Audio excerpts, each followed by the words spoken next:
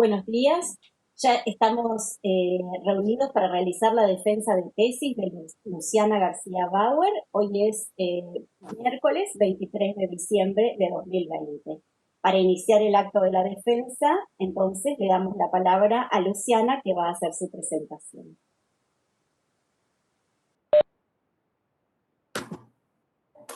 Buen día. Voy a compartir mi presentación cuando logre compartir pantalla. Díganme si la ven.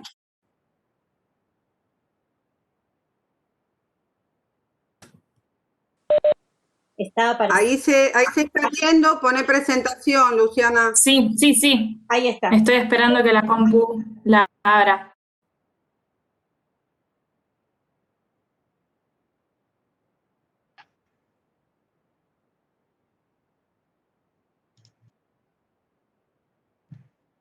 Perfecto, creo que ahí abrió. Díganme si todos ven pantalla completa. Perfecto. Bueno, voy a comenzar con mi tema, que es diatomeas y agricultura, una apuesta metodológica para evaluar la actividad agrícola en la aldea formativa de Palo Blanco del departamento de Tinogasta, Catamarca. El objetivo general de esta tesis... Uy, se me pasó. Creo que se fue.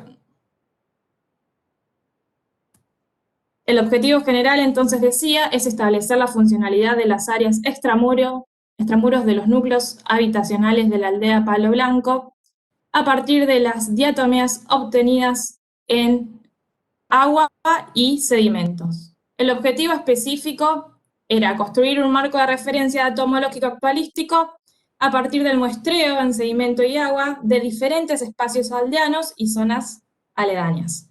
También analizar las similitudes o diferencias que pudieran existir entre el registro diatomológico natural y el registro diatomológico antrópico, y la comparación sería por densidad de diatomeas, especies representadas, ecología, estado de preservación, considerando los factores que pueden influir en el estado de preservación de las diatomeas, y finalmente comparar estos resultados diatomológicos tanto para las muestras arqueológicas como para las actualísticas. La aldea arqueológica de Palo Blanco está localizada en Catamarca, como dije, en la zona de Tinogasta. Tiene una cronología de aproximadamente 1000 años antes de la era, con diferentes momentos de ocupación. Fue intervenida por primera vez en la década del 60 por Carlota Sempé, y luego continuó siendo trabajada a partir de la década de 1990 por el equipo de la doctora Rato, aquí presente. En los antecedentes ambientales podemos ver que la aldea está inserta dentro de un complejo cuadro ambiental de diferentes ecotonos. Principalmente la aldea está en los valles mesotérmicos a 1900 metros sobre el nivel del mar, por lo que el proyecto desde sus inicios tiene una fuerte mirada ambiental para realizar las interpretaciones arqueológicas. Como vemos aquí a la izquierda tenemos una imagen del recinto NH3, en donde vemos un piso colmatado por dos diferentes eventos catastróficos que están bien datados. En cuanto a las hipótesis, nuestra tesis tiene una sola hipótesis central que intenta desentrañar las áreas productivas de la aldea Palo Blanco. Nosotros proponemos que se localizaron en las planicies aledañas y extramuros a los núcleos habitacionales que conforman este caserío. Estas actividades humanas para nosotros generan un registro diatomológico diferencial al que esperaríamos encontrar en la ausencia de este trabajo agrícola. Por ello tiene estas siguientes expectativas. La primera es que el aporte antrópico por trabajo agrícola genera una señal diatomológica diferencial a otros aportes antrópicos que también dejan marcas en el paisaje, pero más acotadas, como por ejemplo la confección de elementos de alfarería. Y también que se diferencia de los aportes producidos por acciones de agentes naturales. Entonces, por eso nuestra segunda expectativa es que los agentes naturales, por ejemplo el viento, depositan las diatomeas en los sedimentos de manera uniforme en el espacio. A partir de estas dos expectativas, esperamos que esas diatomeas se encuentren fragmentadas o rotas debido a estos procesos depositacionales que mencionamos en la aldea. Para ello, realizamos la extracción de diferentes muestras, que son particularmente 26, 4 de ellas son muestras de referencias generales y las siguientes son las muestras arqueológicas. Como las ven acá detalladas, tenemos las muestras del perfil y las calicatas. Para más detalle está la tesis donde están las profundidades de cada calicata, las observaciones macroscópicas hechas por normas, las fotos, pero podemos ver a grandes rasgos que hay tanto muestras superficiales como subsuperficiales a diferentes profundidades. Acá lo que en pantalla podemos ver es las relaciones espaciales entre los núcleos habitacionales, las calicatas, el cauce inactivo de Palo Blanco, el perfil donde se tomaron las muestras, el basural, y como les dije anteriormente, podemos ver que estas calicatas se realizaron extramuros. En principio, estas calicatas fueron realizadas con otros objetivos. Luego las readaptamos para utilizarlas en esta tesis. También, para nuestro marco de referencia, utilizamos muestras de aguas actuales, es decir, muestras de aguas frescas, que fueron tomadas en 3 sitios. El primero es Diato 1, que corresponde al río Huanchín, que es el que está más lejos de Palo Blanco en distancia, en kilómetros. El segundo, que es el río Abaucano, Diato 2. Y el tercero, que es una canalización conocida como Agua de la Cañada, que está a 3 kilómetros aproximadamente al oeste de nuestra aldea. Estas 3 muestras, a su vez, fueron tomadas en el año 2019 en la estación estival de verano. Como vemos acá, en esta diapo, lo que intenté mostrar es cómo es el ambiente donde fueron tomadas nuestras muestras referenciales, y podemos coincidir que tanto las muestras de viento como las muestras de agua tienen el común denominador de estar en una zona muy árida. También para nuestros análisis cumplimentamos información obtenida por datos hidroquímicos, que ya han sido trabajados por Ostera y colaboradores en el 2005, en la Puna de Chastril, en el Valle de Fiambalá, en 14 sitios a diferentes cotas altitudinales, y para esta tesis añadimos los datos que no estaban publicados, pero que sí están en la tabla, bien expresados, que son el M23, el 24 y el M25. Particularmente el M23 coincide con donde fue tomadas las muestras para Diato 2, es decir, el río Huanchín. También utilizamos información sedimentológica para nuestra interpretación posterior y granulométrica acerca de algunas muestras con las cuales contábamos información de antemano, que ya habían sido trabajadas por Ciccoli y Rato en 2019. Como vemos, las muestras analizadas bajo esta metodología no son las 26 muestras que nosotros utilizamos para esta tesis, pero sí tenemos al menos una muestra en las cuales comparar por qué se repiten el N de esas muestras, ¿sí? Entonces ya contamos con una información de base acerca de la información sedimentológica en general para nuestras muestras. A la izquierda podemos ver el criterio con que son analizadas estas muestras sedimentológicas, es decir, por tamaño granulométrico clásico y más que nada por el tamaño Phi, ¿sí? El estándar del Phi. ¿Por qué elegimos el bioindicador diatomea? Para evaluar prácticas agrícolas, porque en los antecedentes, para su región de estudios Cohen, había hecho un estudio preliminar acerca de las potencialidades de este indicador para evaluar prácticas. Interesante es que hace Blanco Lanza en 2010, proponiéndolas del indicador, ¿sí? Principalmente la resolución temporal de grano fino. Segundo, que es ubicuo. Tercero, el bajo grado de endemismo. También tiene alta sensibilidad a los cambios ambientales. Presenta una gran diversidad, entre 2.000 y 500.000 taxones. Precisión estadística. Es decir, que tenemos que tener un mínimo de 400 por muestra para que sea una interpretación fiable. Eso nos lleva a que el error estadístico cuando se utiliza las diatomías sea menor al 10%. Ciclos vitales cortos y homogéneos. Facilidad de muestreo, facilidad de tratamiento, procesado y almacenaje. Es por ello que creímos pertinente que este bioindicador nos iba a permitir resolver esta problemática de dónde la funcionalidad agrícola de nuestra aldea. Para llevar adelante el análisis de este bioindicador, seguimos protocolos estándares conocidos mundialmente, particularmente los propuestos por Batarbé en 1986 y 1989. Este trabajo de laboratorio se realizó en 2 instancias. La primera fue en el Laboratorio de Diatomeas Continentales perteneciente a la Facultad de Ciencias Exactas, que estaba a cargo de la doctora Maidana, en donde se hizo un primer pretratamiento, tratamiento y montado permanente de las muestras arqueológicas. La segunda instancia se llevó en el laboratorio INEDES, perteneciente a la Universidad de Luján, en donde se realizaron los conteos, es decir, las transectas, para poder analizar lo que había ya en esos preparados permanentes, y también se analizaron las nuevas muestras de agua recolectadas por la doctora Rato en 2019.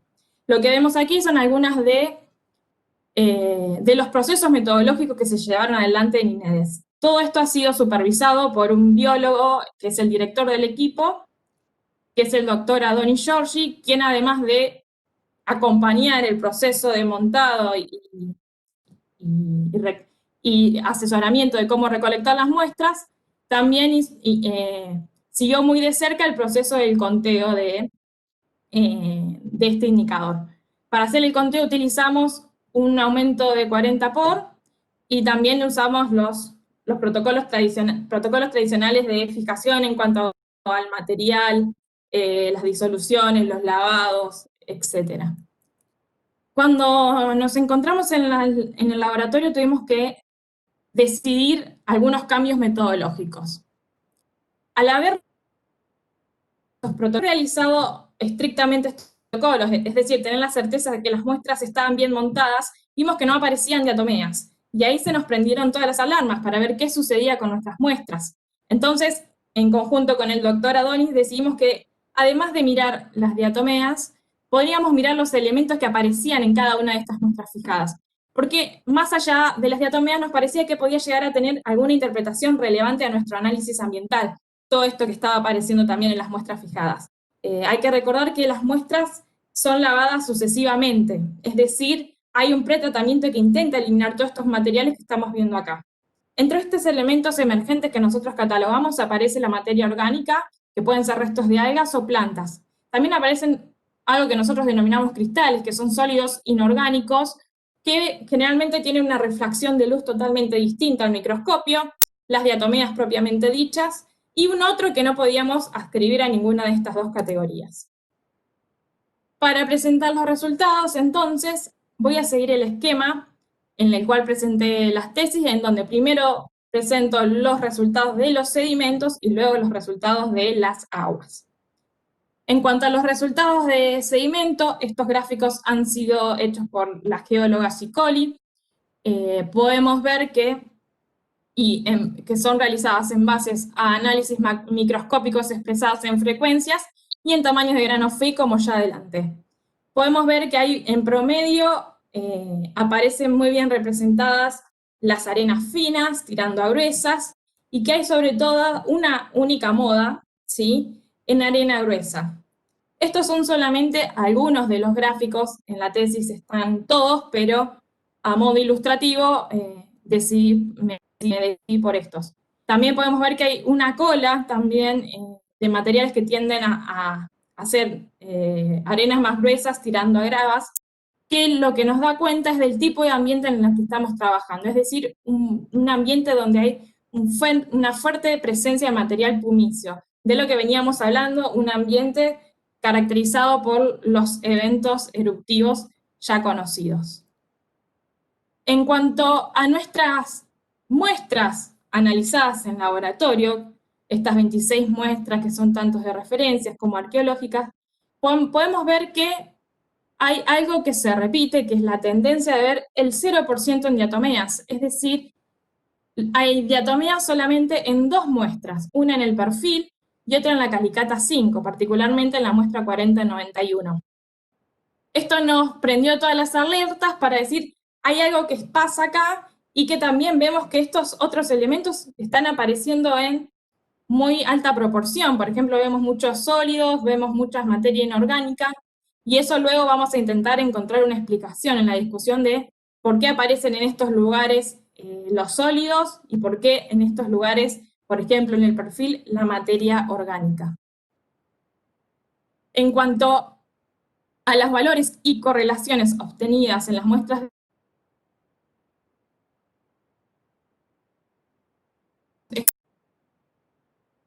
se analizan cationes y aniones, que en la tabla están detallados los porcentajes de cada uno de estos elementos. Lo que podemos ver es que la correlación es cómo se indican mutuamente dos valores. Principalmente lo que nosotros pudimos analizar es que el valor que más influye y que más modifica el resto es el valor de la altitud. Es decir, cuando hay altitud, los otros valores empiezan a modificarse. Particularmente hay una correlación positiva con la conductividad eléctrica, es decir, a mayor altura, mayor conductividad eléctrica, y una correlación negativa con la presencia de calcio. Mientras más baja la altitud, menores son los valores de calcio. Muy llamativo también es lo que ocurre con el pH, que no correlaciona positivamente ni negativamente con la altitud. Es decir, que el valor del pH de las aguas de la región de Fiambalá no varía en base a la altitud.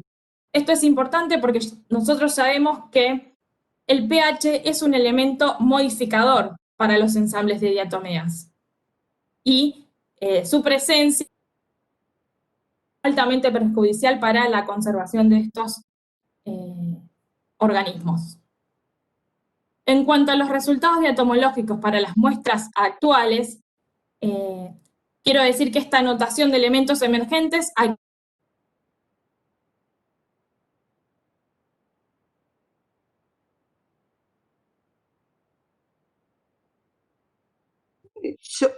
Yo la perdí a Luciana, ¿ustedes? Sí, también. Sí, también. Tengo el signito de que es inestable su conexión. Sí, sí, sí, sí. Bueno, pero bueno, a ver si Pobre. lo establece. Sí. Todo venía bárbaro, ¿eh? Sí, veníamos bien. Ahí está. ¿Me escuchan? Ahí está. ¿Me escuchan ahora? Bueno, este resultado nos permitió hacer una calificación cualitativa de la flora diatomológica del lugar. Es decir, no pudimos hacer interpretaciones fiables porque el número que nos apareció fue de 160 aproximadamente organismos, es decir, muy por debajo de los parámetros esperados. Pero sí al menos pudimos distinguir algunos géneros que pudimos identificar, que son géneros clásicos conocidos como Coconeis, Gonfonema, Navícula, Nischia, Pinularia.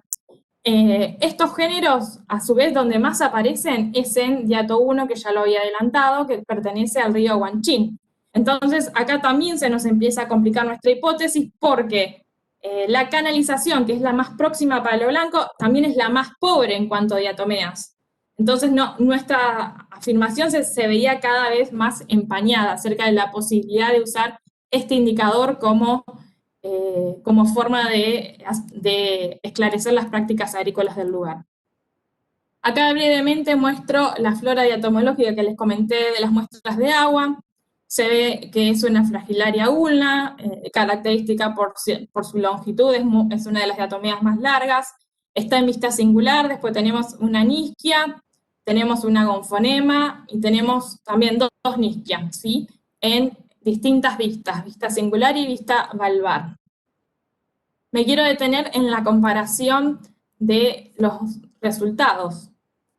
En principio, a la derecha, comparto el gráfico en donde podemos ver los porcentajes de individuos contabilizados en general para estas 26 muestras que nosotros trabajamos. Por ejemplo, el elemento gris que vemos acá es la presencia de diatomeas, como ya adelanté anteriormente, aparece en muy baja representación y solamente en el perfil expuesto y en la calicata 5. Y por ejemplo, como algo llamativo, en la muestra de control en NH3 vemos mucha materia orgánica, ¿sí? Y también el cristal, por ejemplo, en algunas calicatas, que es casi el único elemento que aparece. A partir de ello, es interesante e importante remarcar que esto intenta hacer una comparación de los parámetros esperados para investigaciones fiables acerca de diatomías y nuestro escueto registro. En principio, los valores esperables que yo encontré en Vilches y colaboradores 2016 para unas zonas donde hay evidencia de trabajo agrícola en la región pampeana, cuenta que hay 166 especies en un total de 8 muestras. Quiero aclarar que especies implica que necesariamente hay más cantidad de individuos que 166, porque la clasificación de especies es una clasificación que supera la clasificación de género, que es a la que nosotros hemos podido llegar. En cambio, en nuestras muestras de agua referenciales solo aparecen 13 géneros con las especies, que algunas las sugerimos, pero que son discutidas porque no teníamos los elementos que se utilizan y el microscopio adecuado para aseverar que se trataba de estas especies, y solamente en 3 muestras aparecen estos 13 géneros. También es importante destacar que en las muestras de agua se debería encontrar mucho más que en las muestras arqueológicas. Recordemos que las muestras arqueológicas son en sedimentos, esperamos encontrar diatomías fósiles. En cambio, para las muestras de agua son muestras de organismos vivos. Es decir, que esas muestras deberían aparecer muchísimo más de lo que aquí encontramos. Y por otro lado, en nuestras muestras arqueológicas, como ya dijo, solamente aparecen 5 organismos, que tenemos, lógicamente es imposible adjudicarle una especie, pero que son en 26 muestras comparadas. Si nosotros hacemos un cálculo rápido y dijimos que necesitábamos 400 por muestra, y lo multiplicamos por las 26 que tenemos, tendríamos que tener al menos 10.000 organismos, que es algo impensado para lo que realmente apareció en esta tesis. Entonces, a la hora de discutir los resultados, en principio voy a presentarlos del debate en general en torno a las muestras de sedimento y luego lo que sucede con las muestras de agua. Lo que sucede con una muestra de sedimento, como ya dije, es que la caracterización textural a la vez se relaciona con estos eventos eruptivos que se dataron recientemente, es decir que este tamaño granulométrico lo podemos relacionar fácilmente con el evento eruptivo. A la vez también lo podemos relacionar con estos sólidos inorgánicos que yo encuentro en mis muestras arqueológicas. Y para poder definir exactamente qué son esos sólidos inorgánicos, deberíamos hacer estudios de espectrometría, que por supuesto nosotros no tenemos acceso hoy por hoy a estos estudios, pero que si quisiésemos hacer un análisis más fino, esa es la posibilidad. Entre las posibilidades yo puse los hidróxidos de hierro manganeso porque leí el texto de Herrera que cuenta una situación similar y encuentra que sus arenas tienen estos materiales. Lo puse obviamente entre preguntas porque no podemos asegurar que nuestra arena sea igual a la arena de Costa Rica. Sabemos que todas las arenas tienen composiciones químicas totalmente distintas. Es simplemente una manera de pensar las posibilidades que podría ser nuestra arena. A su vez, Herrera y colaboradores dicen que a mayor proporción de fracciones arenosas y arcillosas, hay mayores sólidos inorgánicos. Y así sucede cuando en nuestras muestras aparecen en mayor profundidad estas fracciones arenosas, vemos que también aumentaron estos cristales, como nosotros los denominamos. Y también es interesante que aparece la materia orgánica en nuestras muestras de referencia, ¿sí? En el NH3 y en el perfil. Y nuestra pregunta es, ¿cómo sobreviven a los sucesivos lavados esta materia orgánica? ¿Cómo sobrevive a la abrasión y no sobrevivieron las diatomeas? Entonces, ¿puede ser la abrasión el único camino posible para explicar nuestra ausencia de diatomeas? Eso nos llevó a seguir tratando de vincular más datos. En cuanto al debate acerca de las diatomeas en sedimentos, vemos que es muy baja la representación, ya lo dije, que solamente aparece en el 491, que a su vez nosotros pudimos delinear alguna posible clasificación como navícula, fragilarias, cratículas, pero son géneros cosmopolitas, es decir, que no pueden utilizarse aisladamente como referentes finos. en pocas palabras no nos dicen nada, porque están presentes en tantos ambientes que no pueden ser diagnósticos de nuestro ambiente. Entonces, vamos al debate en general en torno a las muestras de aguas. ¿Qué pasa y por qué es tan baja nuestra representación de organismos? Si retomamos lo que nos dicen los datos hidroquímicos, descubrimos que el calcio es un modificador de las aguas, que no lo habíamos tenido en cuenta. Sí, que suceden procesos de evapotranspiración, que significa que hay gran acumulación de sales disueltas. Al respecto, Díaz y Hassan en 2017 hicieron un estudio experimental que vieron una correlación positiva entre la disolución valvar y la salinidad. Entonces ahí tenemos otro elemento en donde nos generó una explicación del por qué está pasando esto en nuestras aguas. Y también leímos en Díaz y Hassan que el pH alcalino, la salinidad, la fuerza iónica, son elementos que destruyen los frústulos. Los frústulos son estas cubiertas silíceas de las diatomeas, que son las que nosotros intentamos recuperar en nuestras muestras arqueológicas. Respecto a la fuerza iónica que está acá mencionada, no sé si recuerdan que yo les dije que es un elemento que modifica la calidad de aguas. Sin embargo, las empieza a modificar a partir de los 3.000 metros. Entonces, en las muestras que están cercanas a Palo Blanco, que son tomadas aproximadamente a los 1.900 metros de profundidad, esta variable no explica aisladamente el porqué. Eso nos lleva también a ver qué pasaba con nuestros pHs. Vimos que en dos muestras de las nuestras, en la 23 que ya mencioné y en la 28 que es del barrial, tenemos un pH entre 6,5 y 8,5, es decir, es bastante alcalino. No obstante, hay diatomeas que están bien adaptadas a los entornos alcalinos, pero son las menos, es decir, hay menos posibilidades todavía de encontrar diatomeas, lo que nos lleva a proponer que están en límites de tolerancia viables y no tendrían la posibilidad de colonizar todas estas aguas regionales. Respecto a esto, sabemos que los géneros encontrados en nuestras muestras de agua actuales son ampliamente tolerantes a la salinidad. Por ejemplo, especies como Ricofenia o Surirela son típicas de aguas salobres, que no aparecen en cualquier tipo de ambiente. Y pese a que nuestras muestras de aguas son muy pobres en cuanto a género y especies, justo estos elementos podemos llegar a insinuar una posible explicación de adaptación a la salinidad. Y también es interesante que estas especies adaptadas a aguas saladas no aparecen en las muestras arqueológicas, es decir, esos 5 organismos que nosotros encontramos en las muestras arqueológicas no son estas especies adaptadas a la sal. Entonces, propusimos un proceso de aridización en los últimos siglos que nos tendría que estar explicando qué está sucediendo con las aguas locales y por qué esta ausencia de evidencia. También es importante declarar que los entornos de bajas turbulencias son buenos lugares para conservar las diatomeas, y nuestras muestras son tomadas en estos lugares, pero no se han conservado igual. Otra alarma que nos llama la atención y ver qué es lo que está sucediendo para toda la región.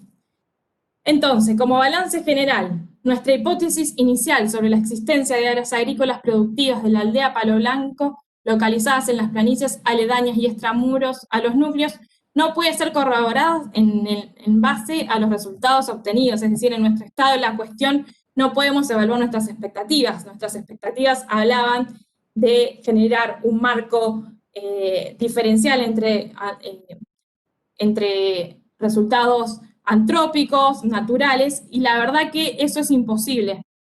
No podemos definir si estas diatomeas son un resultado de equifinalidad, tal vez, que puede suceder. Nosotros vimos que en la Calicata 5 aparecen en la 491, y Norma hizo algunas notaciones en la 492 que veía sedimento humedecido. Entonces eso nos lleva a pensar, realmente están ahí porque son de posición primaria, son retrabajados. La verdad es muy confuso y no nos permite comprobar estas expectativas. No obstante, la región en general tiene baja representación con proxies paleoecológicos. Tenemos poca productividad de los cursos de agua, pobreza en los resultados hidroquímicos, baja presencia de registros polínicos, procesos de aridización comprobados, presencia de eventos catastróficos bien datados, presencia de material sedimentológico sumamente abrasivo y acción de eventos postdepositacionales. Erosión eólica, particularmente. Por lo tanto, tampoco podemos refutar esta hipótesis. Entonces, no la podemos comprobar, tampoco la podemos desechar, porque estamos viendo, a medida que vamos cruzando los datos, que el panorama ambiental es complejo, que hay una pobreza regional que hay que seguir explorando, y que eso no puede limitar si la gente cultivó o no en palo blanco. Finalmente, para conclusiones y perspectivas futuras, sabemos que es necesario crear un nuevo diseño de investigación que contemple más archivos ambientales, que eso va a ayudar a que el cuadro de interpretación sea más fino. También tenemos que proponer algún esquema de tafonomía de diatomeas que no existe todavía, que yo no he encontrado, para ver qué sucede con las diatomeas una vez depositadas, qué factores influyen en su conservación. Y también hay que analizar cosas que todavía no han sido analizadas, por ejemplo, la relación de las diatomeas con el calcio, la relación de la clorofila en las muestras fósiles, qué pasa con estos elementos, porque toda la literatura diatomológica está escrita por biólogos y pensados para problemas de biólogos. Entonces, nosotros cuando queremos interpretar diatomeas fósiles con bibliografía especializada en otros temas, vemos que todavía hay baches de conocimiento que no nos ayudan a explicar nuestro registro, y que hay que trabajar en que esos resultados se generen a partir de la colaboración de estos especialistas. También podemos pensar que fue un error nuestro, ¿sí? Que fue un error de muestreo, o que no fue tomada en profundidad esas muestras, y que por ello no llegamos a los pisos de ocupación donde se habría desarrollado la agricultura. Respecto a esto, quiero hacer una aclaración. Las caligatas, la mayoría son tomadas en profundidad, algunos llegan hasta 1 metro de potencia. Al respecto, se podría seguir explorando esta metodología con los datos de los sedimentos del basural de palo blanco, que todavía no han sido trabajados y que tendrían una potencialidad de al menos 2 metros. Sin embargo, sucede eso, no podemos proponer que el problema haya sido por la profundidad.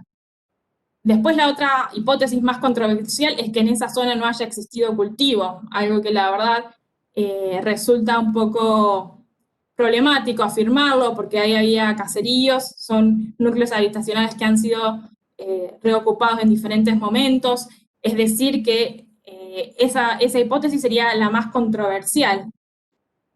Y finalmente, seguir trabajando en tratar de resolver más finamente lo que sucede en todo el complejo marco ambiental de la región, ¿sí? Y también entender que quizás las diatomeas no sean el mejor indicador para este tipo de ambientes, para este tipo de problemáticas en estos ambientes particularmente. Eso es todo. Esa es mi presentación por ahora. Bueno, finalizada la presentación de Luciana, entonces le damos la palabra a los integrantes del jurado. No sé si Daniel o Marcelo quieren empezar. ¿Quieres hablar vos, Dani, primero? ¿Se desconectó, Daniel? No, hablar, pero mentira. Bueno, sí, yo te dejo a vos la parte más técnica, Marce, y te voy a decir 2 cosas. Primero que me gustó la tesis, me encantó. Me encantó por 2 razones. Porque es fácil escribir tesis cuando uno tiene datos. Es fácil realizar análisis científico cuando uno procesa y obtiene buenos datos para ser discutidos en las conclusiones. Cuando uno se enfrenta a la falta de los datos precisos que uno está esperando, creo que justamente eso es lo que hace que se trate de un trabajo de fuerza, ¿no? Donde obliga al arqueólogo, obliga al investigador, a cualquier investigador, a poner la cabeza, a trabajar y decir, ¿por qué esto no pasa? Yo recuerdo siempre una tesis que dirigí del actual doctor Matías Medina, donde él quería hacer un análisis respecto de la zooarqueología en las zonas altas de Córdoba, donde esperaban los aleros encontrar evidencias de caza para las aldeas que estaban en el Bajo y que donde supuestamente había agricultura, como supuestamente también era tu caso. El único problema que enfrentamos cuando empezamos la tesis es que no había un maldito hueso en ninguno de los aleros que excavó, ni uno, Creo que encontró uno. Entonces se planteó un problema complicado. Y él me decía, yo no quiero hacer una tesis tafonómica. Yo le decía, vos tenés que hacer una tesis tafonómica, porque lo primero que tenés que probar es si los huesos no están porque nunca estuvieron, o si los huesos no están porque no están por un proceso diagenético que se llevó los huesos. Finalmente hizo una tesis muy parecida a la tuya, basada en caricatas, en los análisis de fosfatos, etcétera. Creo que salió muy linda, por lo menos le gustó mucho a los jurados, y el trabajo que hizo Matías fue muy parecido al tuyo, ¿no? Ponerse a pensar por qué esto no fue como debería ser, o porque esperamos que fuera así. Yo creo que eso le da un valor importantísimo a que el no también es un resultado científico. Por lo menos lo que yo enseño, lo sabés vos, Marcel, lo que yo enseño y vos también, lo que enseño en mi seminario, ¿no? Que no siempre el dato positivo es el que nos da una respuesta científica. A veces el dato negativo nos da una respuesta científica. Y eso en tu tesis me parece altamente valioso, realmente. Después, una cosa, bueno, me hicieron miles de ideas, vos las planteás muchas, me ocurrían otras pensando para el futuro, ¿no? Pero sería largo, por ahí las conversaremos más adelante algunas. Pero una cosa que sí me intrigó es por qué en mi estado del arroyo seco ese no tomaron muestras de calicatas de ese lado. Yo hubiera muestreado un par de agujeros de ese lado para ver qué pasa del otro lado del supuesto riacho ese. La otra cosa que me preocupó, eso no tengo ni idea, yo tampoco, si pueden cómo pueden sobrevivir estos calcaritos de los bichitos, pero se me ocurre que los dos procesos que tanto estudió Norma sobre los procesos pomiáceos por producto de actividades volcánicas, etcétera, etcétera, ¿cuál es el efecto del calor en el sedimento? ¿No? O sea, ¿qué temperatura sufrieron esos sedimentos cuando se dieron esos eventos volcánicos? No tengo ni idea, estoy hablando por boca de gaso, no soy chiringuiriano, así que no me voy a poner a analizar esto, pero si eso no puede ser un factor a tener en cuenta, es decir, esas situaciones de alto calentamiento, ¿no? Digo, pero se mide un poco abajo la hipótesis y te digo por qué. Porque hay pocas diatomeas en el agua también. Y entonces la cosa empieza a cerrar por ese lado, ¿no? No sé, no creo que el problema sea, creo que la profundidad que usaron es correcta. Yo analizaría un poco más detenidamente tal vez como decías vos, el depósito, el basurero, a ver qué pasa, si ahí aparece algo. Pero creo que ahí hay un problema interesante y que una cosa que a mí se me ocurriría para el futuro, si vos querés seguir adelante, es ¿por qué hay tanta materia orgánica?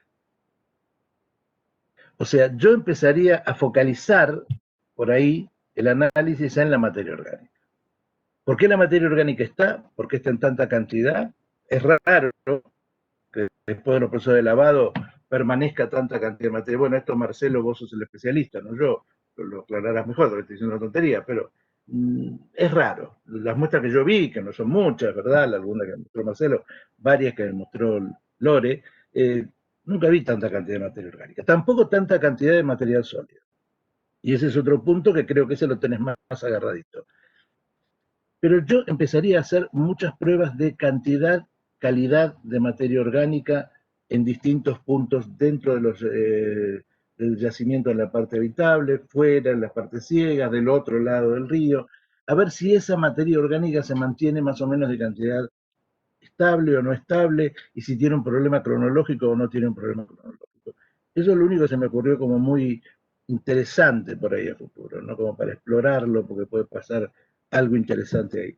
Y después nada más, no te puedo decir mucho más, creo que hiciste todo lo posible y lo hiciste muy bien, y que los resultados son muy interesantes porque abre interrogantes, que es lo que uno sugiere siempre con las investigaciones científicas a futuro, para poder profundizarlo más adelante. Así que yo, por mí, te felicito, no sé, ya te digo, el aspecto técnico se lo dejo a Marce, que es el especialista,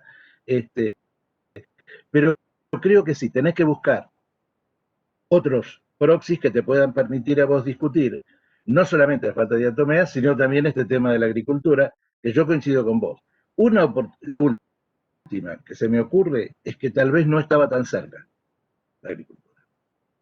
Estoy pensando en esas cosas de Oaxaca, que se trabajaron hace muchos años, algunos trabajos de antropología social, te puedo pasar algunos si querés en el futuro, donde hablaban ellos, y más que nada la distancia de los campamentos a o sea, de las aldeas a donde se hacía la agricultura, y había muchas jornadas de marcha, o sea, si esto no tiene que ver, por ahí estoy pensando en los cerros y en los conos de deyección. Ver si a lo mejor no estaba tan cerca, a lo mejor sí, no la podemos encontrar todavía, pero a lo mejor estaba un poco más lejos de lo que originalmente uno pensaría con las aldeas de Palo Blanco. Y ahí creo que se surgiría otra pregunta, que ya se la ha planteado Norma, que si no estaba la agricultura ahí, ¿qué miércoles hacían estos tipos ahí? Bueno, no sé, veremos, pero serían dos cosas a discutir en el futuro, me parece muy interesante. Así que nada más, te felicito, Lucy, yo lo disfruté, la verdad. Muchas gracias, Dani. ¿Puedo decirle algo a Dani? A Dani, la hipótesis de la agricultura extramuro y que rodea los núcleos habitacionales es de Carlota Sempé, surge de la tesis de Carlota Sempé. Estoy completo de acuerdo con vos que hay que expandirse y buscar registros no tan cercanos, ¿no? Pero bueno, queríamos por lo menos ir por partes. Me parece bárbaro. Y el curso ese seco sí se muestrió, es la muestra esta que aparece como perfil 1. ¿Viste no que decía del otro lado? Decía del otro lado. No, bueno, pero el otro lado es que... a ver si te lo conteste Luciana, porque del otro lado... Es que en realidad las muestras fueron tomadas con otra intención original, que era ver hasta dónde llegaban las coladas que colmataron el núcleo habitacional 3, hasta ver hasta dónde llegaba la extensión, y por lógica de norma, supongo yo, no iban a acceder el otro lado del cauce. ¿Se entiende? O sea, hicimos un proceso de reclamación. País, yo del otro lado, yo tomaría. Esa es la agenda de trabajo. Y una cosita más para no generar confusión. El vulcanismo no tiene que ver el calor, porque toda esta aldea fue afectada por pomes retrabajadas. Entonces no es el tema de caída directa, de ceniza y demás. Lo que sí, que cuando Luciana empezó con esta tesis, no teníamos calibrada, o sea, acordate que siempre nosotros pensamos que esta aldea había sido afectada por un evento catastrófico del Cerro Blanco, retrabajada, pero no es así. Hay una erupción entre el 600 y 700 de la era que ponemos nosotros como hipótesis que es en la cordillera de los Andes, del Nevado Tres Cruces. O sea, hay toda una nueva problematización que está generando todas estas avenidas y en las cuales hay ya 3 sitios que están teniendo la misma geoquímica y que no corresponde con la de Cerro Blanco, corresponde con una erupción hipotética, cruzando también diferentes líneas de trabajo, del Nevado Tres Cruces. Y en función de también cruzando información, como hacemos siempre, la ubicamos alrededor del 700 de la era. Así que eso también pudo haber generado problemas. ¿Entendés? Y respecto al tema del calor, perdón, Dani, no hay todavía estudios confiables de que las diatomeas sufran o no se conserven por el calor. Algo está propuesto en un estudio clásico de JASMA, pero no está comprobado. Entonces yo no me animé a proponerlo como posible hipótesis hasta que haya algo más firme al respecto. Sí. No, y probablemente incluso los valores esos que da JASMA sean bastante improbables. Sí, Marcelo sabe más, por eso. La sílice amorfihidratada, básicamente la materia prima de la que tienen hechas las valvas, las diatomeas, tienen temperatura de presión por arriba de los 1000 grados. Sí, son sílices, entonces salvo que exista alguna suerte de catalizador o fundente natural en los sedimentos, digamos, sería muy raro que tuvieses disolución o melting, digamos, por ese tipo de razones. Para terminar, una que me acuerdo lo de Norma, porque vos me lo prestaste para una conferencia mía, todos esos datos, los de las erupciones, ¿te acordás? O sea, para mostrar un caso donde se había dado vuelta y se iban cambiando. Vos me diste todos los datos y yo los pude usar en una charla que tuve que dar en un momento. por eso los tengo frescos, esos datos que hicieron son muy interesantes. Y la segunda, sí, no. Por eso te digo, yo tiraba lo del calor porque no tengo ni idea y estimaba que no era un problema a tener en cuenta, pero digo, bueno, por las dudas. Y sí me acuerdo de lo que vos decías de los redepositados, que también, porque, bueno, porque está en la tesis tuya también. Ahora, yo creo que el trabajo que les queda es interesantísimo, porque habría que replantear cuáles eran entonces los funcionamientos de estas aldeas, ¿no? O sea, cómo estaban funcionando. Y eso creo que es un trabajo a futuro que tienen ahí sumamente interesante, ¿no? Y creo que por la parte más geoquímica es donde puede venir algún tipo de respuesta, ¿no? No sé, yo confío en eso más que en otra cosa, ¿no? Pero bueno, se pueden intentar diferentes caminos, ¿no? Mientras tanto. Así que con eso. Apoyando tu hipótesis esta de las áreas alejadas, encontramos una zona muy colmatadísima, y que yo me animo a decir que son un área agrícola a la entrada del pueblo, en medio del desierto, pero requiere excavación, muestra y demás, todo, mucha arena, pero no está inmediatamente anexada, pero está a nada, a 1 kilómetro, 1,5 kilómetros de lo que es el núcleo de diríamos, un centro hipotético de la aldea, ¿no? Así que bueno, sí, para seguir hay que seguir muchísimo. Bárbaro. Bueno, a ver, me oigo con eco. ¿Podrás silenciar, Dani? Sí. Gracias. No, bueno, primero felicitarte por la tesis. ¿Cómo? Que otra vez siempre como primero, la boca, está bien. Claro. Primero, felicitarte por la tesis. Es muy difícil hacer una tesis más en estas condiciones. Está muy bien escrita, está muy bien organizada, eso se agradece muchísimo a la hora de la lectura.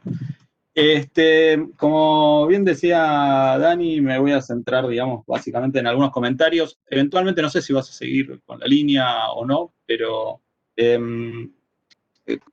con comentarios de corte más técnico y algunas reflexiones también sobre las conclusiones. Lo primero, antes de que me olvide, es el tema de la materia orgánica en las muestras. No debiera aparecerte materia orgánica en las muestras, porque, digamos, la digestión o la oxidación con agua oxigenada básicamente lo que hace es destruir la materia orgánica. No tendrías que tener materia orgánica en las muestras. Entonces, o lo que tenés es una digestión incompleta o oxidación incompleta de la materia orgánica, o a lo que están llamando materia orgánica es otra cosa, digamos que puede ser derivados de materia orgánica, pequeños fragmentos de fitolitos, cosas por el estilo, pero que no sea materia orgánica. Digamos, para medir materia orgánica lo que conviene ahí es hacerlo, y que es el método de pérdida por ignición, que es pérdida por quema, digamos, que es lo clásico, lo más fácil y lo más barato. Anda muy bien y podés ver tanto materia orgánica como carbonatos, entonces eso para este tipo de estudios te viene bárbaro. Entonces eso me parece que puede andar muy bien. Por otro lado, el tema que lo mencionaste al pasar, y supongo que es por cuestiones técnicas, para la identificación de diatos, por más que sea a nivel genérico, que por ahí una idea podés tener a 400 aumentos, siempre tenés que estar trabajando a 1000 aumentos, sí o sí. Y eventualmente recurrir a microscopio de barrida, de barrida electrónico, ¿no?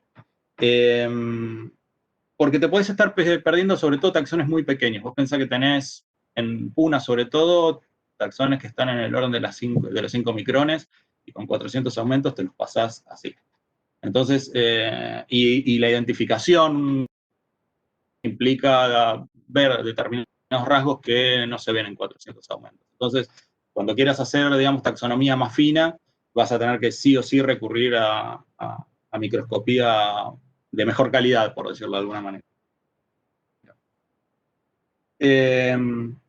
Y sí te quería mencionar algo por el tema de que estaban usando, digamos, este límite de los 400 organismos, ¿sí? O mejor dicho, de 400 valvas en las cuantificaciones. Y eso está muy bien, y es digamos, el umbral para que la cuantificación tenga integridad desde el punto de vista estadístico, ¿sí? Sobre todo en lo que son los taxones raros.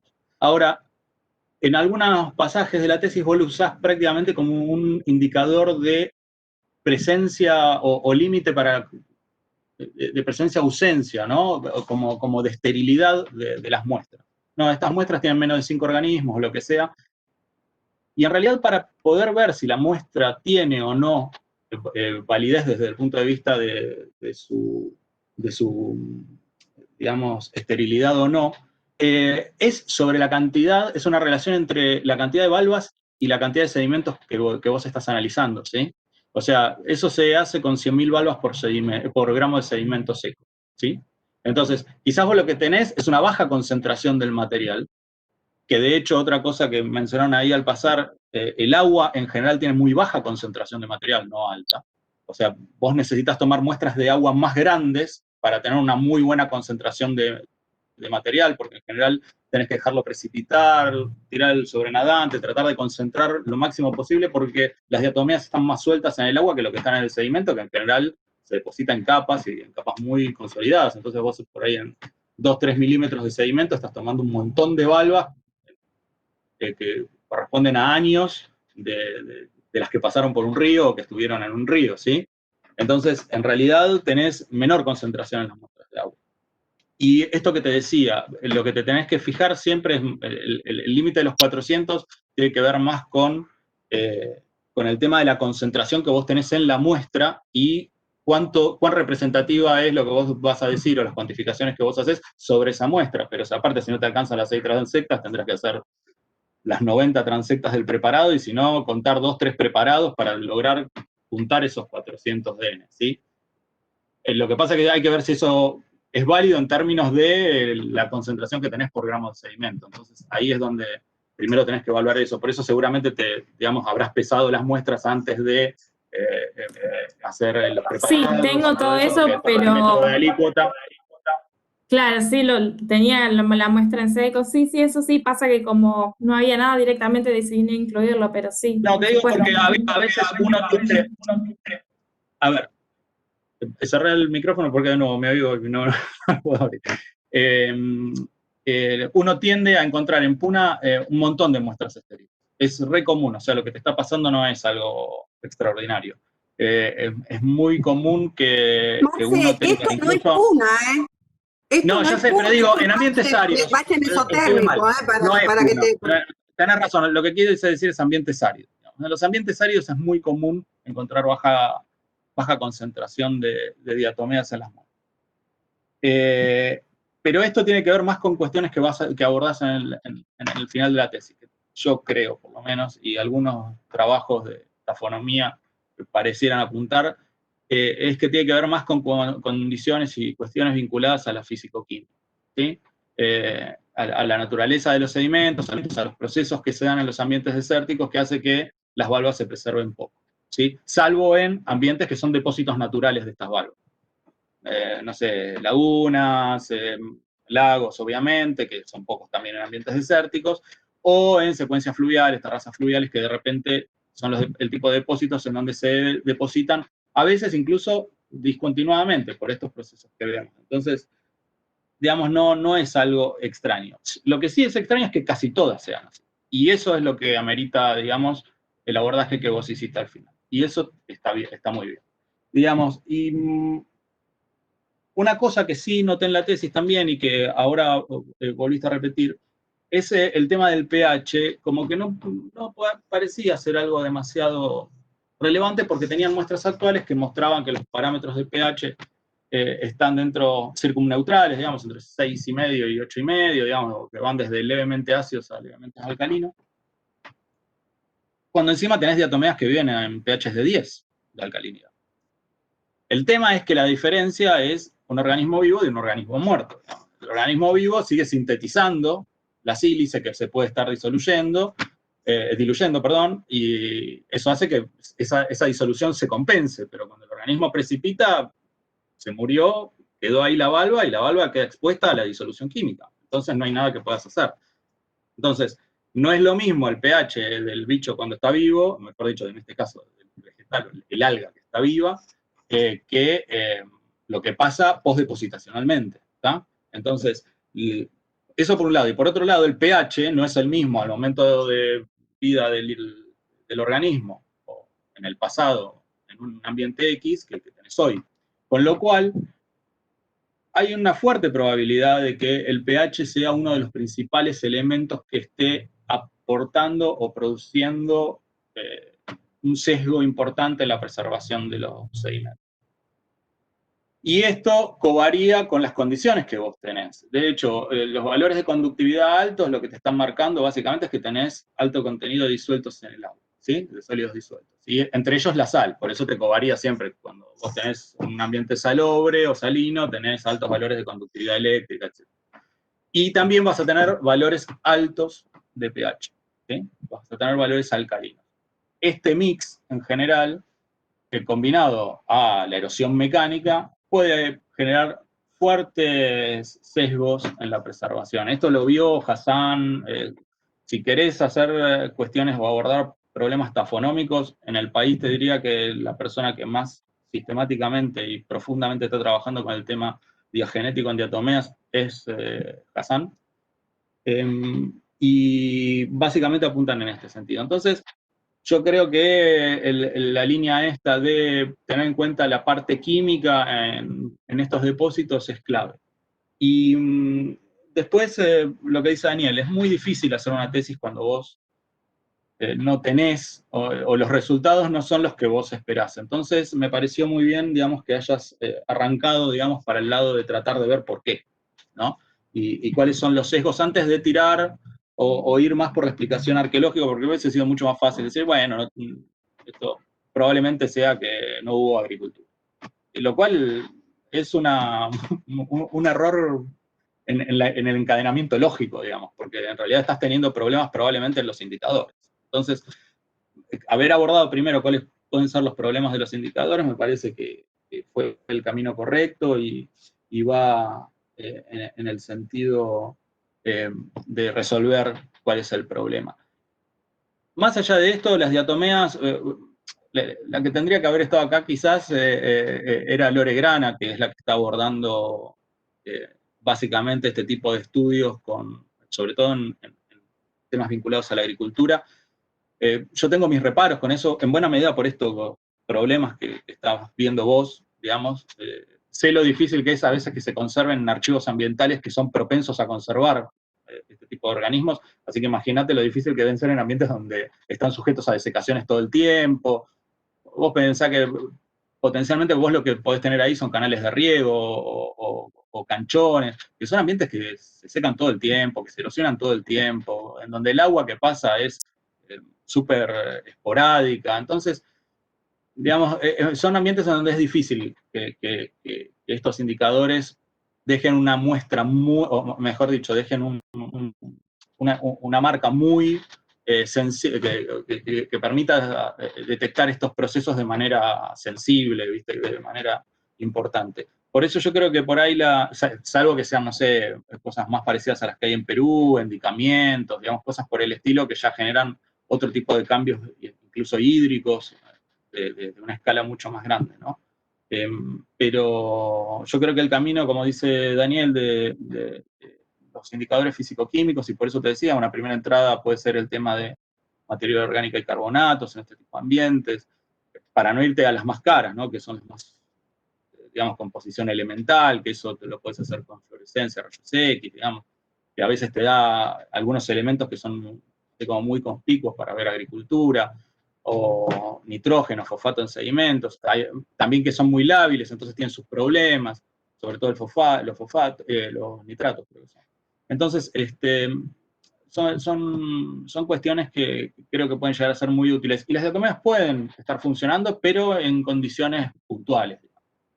Son organismos que, si bien son conspicuos, como bien decías en la definición y demás,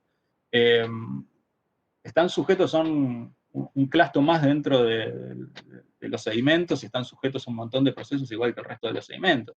Entonces están sujetos a retransporte, erosión, todas estas cosas que ya sabemos.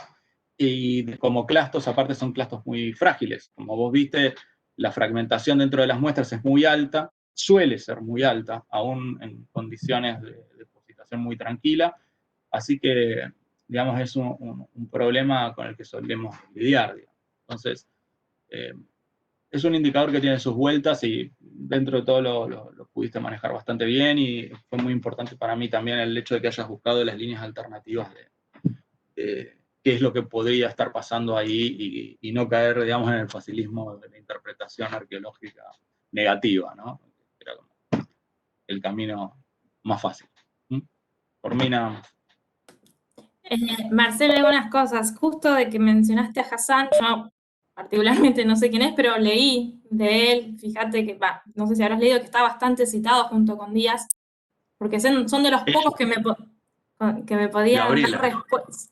Claro, que me podían dar respuestas a lo que sucedía una vez que los parámetros no cuadraban, qué posibles explicaciones podíamos encontrar en ese registro. Y la verdad que me iluminó bastante. Como vos sabés bien, no hay tanta literatura que trabaje eso, y para mí, yo necesitaba un soporte teórico y por suerte pude leer eso y me aclaró bastantes ideas en esa cuestión. Y creo que también en tu tesis, que la revisé, en todos los trabajos de acá, plantean esto. Nosotros sabemos que sí, las diatomeas son bárbaros indicadores, pero nosotros somos arqueólogos, no nos suelen resolver mucho solamente las diatomeas. Entonces, por eso se nos ocurrió en conjunto con Norma, bueno, no nos quedemos con esto, veamos qué más pasa, por qué puede estar pasando esto, y pensar que no hay agricultura más allá de los lugares de los mostreos era bastante descabellado, no íbamos a ir por ese camino. Creo que lo que más rescato es eso, no sé si exclusivamente me dedicaré con diatomeas después de esta pared de no encontrar nada, pero quizás lo vincule con otras líneas, como dijimos que los datos hidroquímicos me parecieron muy buenos, muy finos, y la verdad que son cosas que nos pueden realmente dar respuestas a estos niveles que estamos buscando, ¿verdad? Son niveles muy finos. Es que yo creo que la tesis que vos hiciste no es una tesis de diatomeas esencialmente, es una tesis básicamente geoarqueológica y orientada a tratar de resolver un problema concreto. Las diatomeas son en este caso el eje exploratorio principal, pero estás utilizando otras líneas que están resolviendo hasta mejor, te diría, quizás parte del problema. Entonces, yo creo que el camino es por ahí. Y las diatomeas con tiempo y digamos, incluso con otras vueltas a la aplicación pueden ser sumamente relevantes. Sobre todo para la parte, si vos querés ver, por ejemplo, la acción de determinados agentes climáticos, como puede ser, digamos, la intensidad del viento, otro tipo de cosas, que también vos la podés vincular más desde lo paleoclimático, si querés, vía diatomea. Por eso, son bastante polivalentes para trabajar. El tema es que no las podés trabajar solas nunca, ni para esto, ni para el paleoambiente, ni para nada. Y los proxies físico-químicos en general tienen dos ventajas. Una es la celeridad de análisis. En el tiempo que vos analizas una muestra de diatomeas, vas a poder analizar probablemente 30, 40, 50 muestras, materia orgánica y carbonatos en LOI, pero ni hablar. Y eso te da una primera aproximación mucho más rápido, con mayor cobertura y qué sé yo. Ojo, materia orgánica puede ser materia orgánica que vos tengas porque tenés una planicie aluvial y no necesariamente tenga que ver con los cultivos. Pero bueno, eventualmente primero tenés ese dato, después le sumarás otro, le agregarás, no sé, fitolito, le agregarás otro tipo de cosas y vas armando o vas viendo en diferentes pasos qué es lo que tenés ahí. Pero son, digamos, en balance de tiempo y costos de procesamiento y resultados, son altamente efectivos. Entonces, yo creo que abrirse a nuevos proxies está bien, digamos. Yo lo hago todo el tiempo y hoy por hoy, digamos, casi que trabajo más con eso que con las diatos. Digamos, las diatos se aplican en contextos muy particulares, en donde vos querés tener un grano y, digamos, una resolución particular en la información y demás, porque el polen, las diatomeas, llevan mucho tiempo de análisis, digamos, son muy costosas en términos de horas. Entonces te ralentizan también todos los otros resultados. Tiene esto. Sí. Hay que ser como muy selectivo en el... Perdón, en el momento en que yo le comento a Norma estos resultados, enseguida ella me dice, bueno, pero tenemos el polen, mirá, en el polen no tenemos nada tampoco, no podés solamente pensar en las diatomeas porque es un problema regional. Y está ahí Bueno, citado ese es un muy buen brevemente lo del indicador, polen. ese es un muy buen indicador de que hay un problema de corte regional en la preservación y que probablemente tenga que ver con lo que el polen es todavía mucho más sensible a los ambientes alcalinos. La Entonces, doctora en general, Celina cuando vos no tenés- Fernández, la doctora Celina Fernández hace muchos años, cuando hicimos hasta controles de Tauber, lluvia polínica, muestras de sedimento, queríamos estar haciendo las líneas y demás, y bueno, y te imaginás biólogos, 200 de conteo mínimo, y nada, o sea, no se pudo estar haciendo nada, ni se publicó jamás nada, porque vas a publicar por la y algo te negativa. está diciendo, los valores que vos estás teniendo ahí también de los datos hídricos, te están diciendo que tenés aguas carbonatadas, que tenés aguas con Muy sodio, salobre, digamos. mucho, claro. Bueno, pero Por eso, te vos están sabés diciendo que el pH ahí va a ser alto, digamos. Claro, claro, digamos, todo lo que está son permeando ahí. alcalinos. Sí, sí, sí. Interesante porque toda la cuestión esta de aguas que se trabajó con Ostera, con la Chechu Laprida, Dani, o sea, todo el trabajo este de Ostera etales también con la Chechu, en su momento fue porque la gente quería canalizar las aguas del Río Grande. Y entonces intuitivamente nosotros decíamos, no hagan esto porque van a tener un proceso de aridización a corto tiempo terrible, terrible.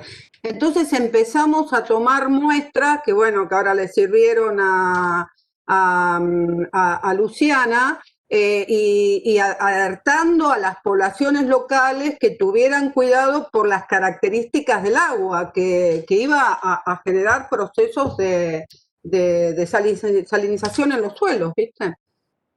Bueno, Así que, esto, bueno, Norma, es algo para pensar también en lo biológico, digamos. Con aguas con esas características, ¿por qué vas a estar sembrando ahí? Si vas a tener procesos probablemente de salinización de suelos y demás. Digamos, hay que pensar bien ahí el tema agrícola con esas aguas, ¿eh? claro, pero también tenés que estar pensando si eso no es un producto quizá de determinados procesos estos de vulcanismo después del 700, o sea, qué es lo que está pasando. Yo creo que hay que estar ampliando los estudios, las líneas de base de ecología regional actuales. Una de las cosas que no pudimos llegar a hacer fue el tema de los muestreos en los canales de cultivo actuales, que la gente los usa. ¿Entendés? O sea, porque no todas las aguas son tan salobres, ¿entendés? O sea, a veces es esta cuestión, esta geología, que es muy, pero algunas son más todavía, ¿no? Qué sé yo, una cosa, chicos, de estar muy... Sí. No, pues me iba a pasar lo que decían recién. Nosotros trabajamos mucho el tema del sitio bajo del Coipar y lo seguimos trabajando, y es un sitio enorme de agricultura. Bueno, no encontrás polen, no encontrás diatomeas, no encontrás ostrácodos, no encontrás nada. ¿Por qué no encontrás nada?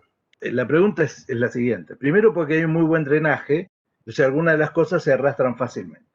La segunda cosa es que ese tipo de suelos áridos, no es el mismo caso, te digo, pero en el caso nuestro, arenosos, con cierto número, cierta proporción de gravimetría alta, ¿verdad? Destruye prácticamente todo silicato, toda cosa chica, ¿viste?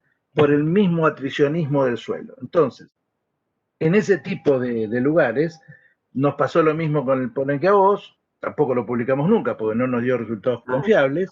Entonces, hay un problema, Gonzalo. Me estaba acordando un trabajo, a lo mejor se acuerda Marcelo, que yo leí por tafonomía, de unos investigadores judíos de Israel, trabajando en un tipo de ambiente parecido. No me pedías cuál es porque no me acuerdo y traté de pensar dónde miércoles lo vi, pero lo olvidé después.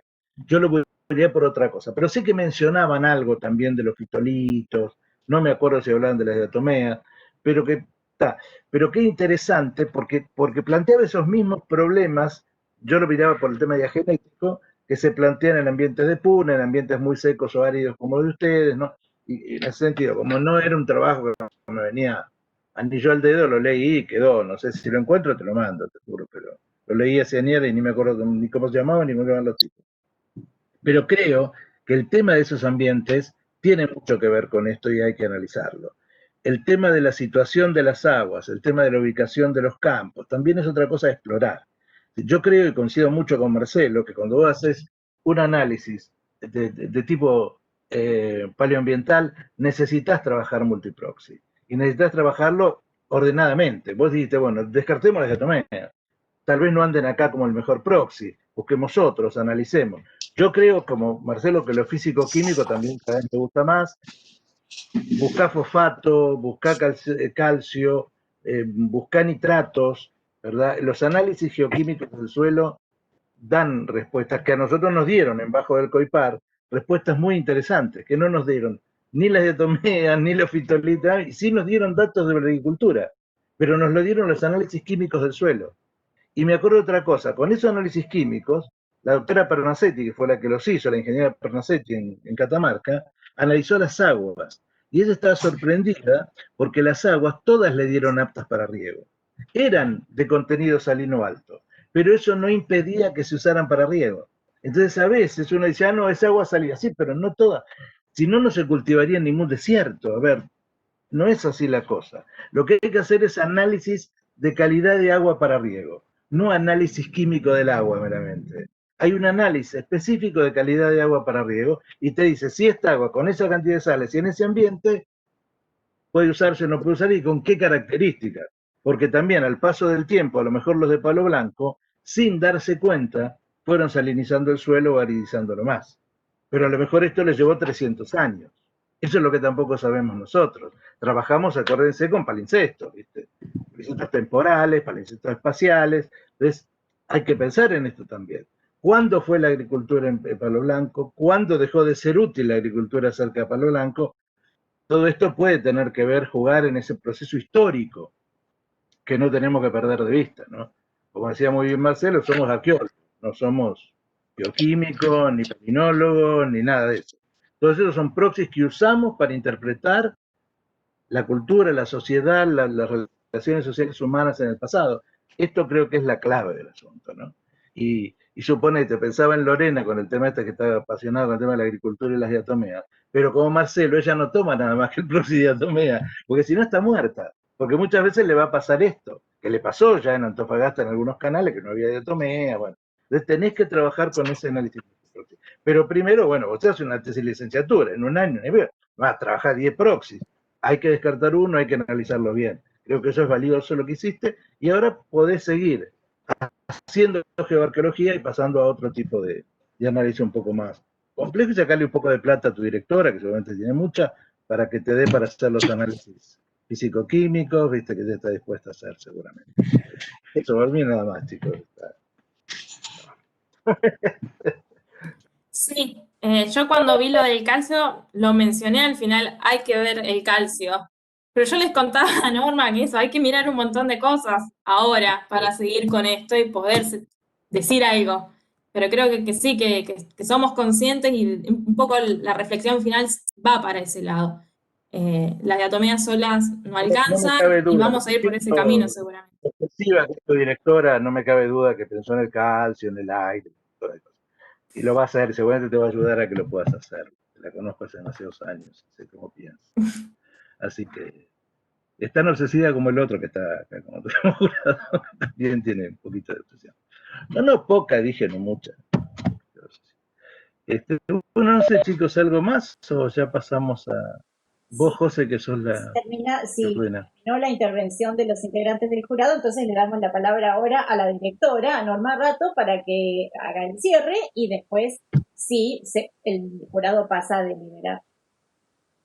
Bueno, yo cortito, yo creo que primero agradecerle al doctor Daniel Enzo Olivera, alias Pupi, y el doctor Marcelo Morales, alias Pelado, porque nosotros somos así que esto realmente un placer. Me parece que Luciana, felicitarla, realmente le sacó como diría Ana María Lorandi le sacó agua a las piedras, ¿viste? Porque es como que cuando no tenés ese dato sabroso que lo podés usar en forma maleable, bueno, pero realmente es una tesis licenciatura, demostró cabalmente que sigue un lineamiento teórico, metodológico, una línea de trabajo en la cual para mí tiene doble mérito porque fíjate vos si está bueno que acá en esta tesis esté la directora del departamento, porque nuestra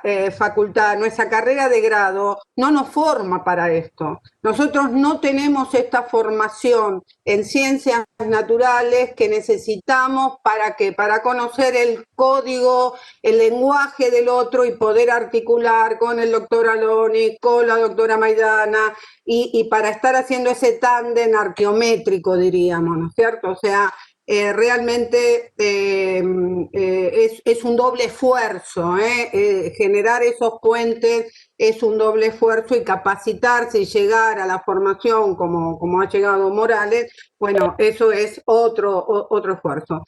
Así que por mi parte, felicitarte, agradecerle al jurado porque todos los comentarios, yo estuve anotando todo, te vienen mejor que un seminario que has tenido.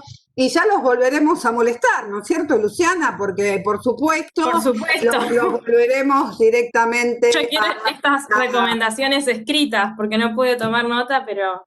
No, yo lo tengo acá, y aparte los tenemos a mano para ampliar los horizontes, y exactamente. Así que bueno, por mi parte agradecerles un montonazo, porque es importante para Luciana cerrar el año, un año complicado para todos, pero cerrarlo bien, realmente